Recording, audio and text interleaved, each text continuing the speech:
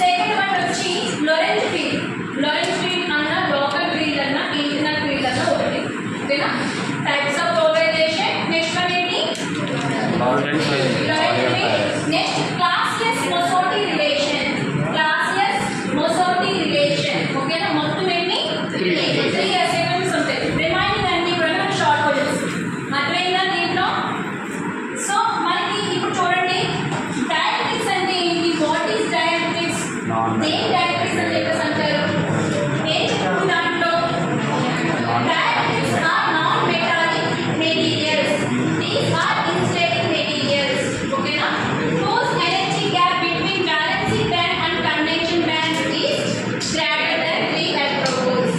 So మనకి తెలిసింది ఏంటి అంటే, మనకి ఏం తెలుసు? Conductor, semi conductors, insulators. Conductors లో మనకి ఎనర్జీ గ్యాప్ అనేది ఎలా ఉంటుంది? కండక్టర్స్ లో ఎనర్జీ గ్యాప్ ఎలా ఉంటుందేమో మనకి? కండక్టర్స్ లో ఎనర్జీ గ్యాప్ అనేది ఏముంది? ఎందుకంటే రెండు కూడా overlap with each other. Conduction band, balancing band రెండు కూడా కంబైన్ అయి ఉండడం వల్ల ఇక్కడ గ్యాప్ అనేది ఏమీ ఉండదు. అంటే అప్పుడు ఎట్లా? ఓకేనా? సో నెక్స్ట్ సెమీ కండక్టర్స్ తీసుకున్నప్పుడు ఎనర్జీ గ్యాప్ అనేది ఎలా ఉంటుంది?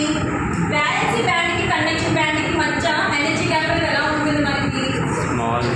కొంచెం ఎక్కువ ఉంటుంది. ఓకే, మరీ ఎక్కువ కాకుండా కొంచెం గ్యాప్ అనేది ఉంటుంది.